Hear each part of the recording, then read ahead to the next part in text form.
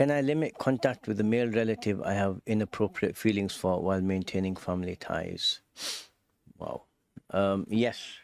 In this situation, it would be wajib for you to limit contact. If you have feelings for someone, I mean, the whole thing about feelings is that they can lead a person to actions that are regrettable. So if you have feelings for someone, then the best thing, the golden rule is never be alone. If you can't marry them, if you can marry them, Allah facilitates it in your life, whatever, go and marry them, right? If it's possible. Otherwise, if it's a good marriage and it's a good, good match and these sorts of things, use your judgment. Otherwise, if it's not someone, especially like, a family member, a brother-in-law or something like this, and in these situations, the golden rule is never be alone.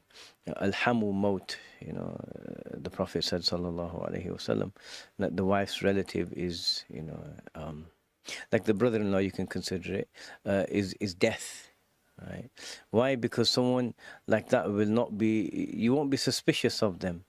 He can go into the house, or I'm just going to go speak to my sister-in-law or something like this, and so people won't be suspicious of any sort of contact. But if there are feelings, and then if they're reciprocated, and then one thing can lead to another, and it can cause a lot of problems. So if you do have feelings for someone who you're not supposed to,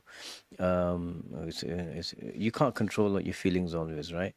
So in that situation, you keep your distance as best you can, and that will be a wajib, lest something happen and it ruin a lot of relationships, because sometimes people can put themselves in a compromising situation, and when they're in that situation, reminders and common sense and these sorts of things go out the window. In those situations, people, the hawa takes over, and it's very hard, very, very difficult on anyone to make a sound decision in that state. So it's best to avoid it as much as possible.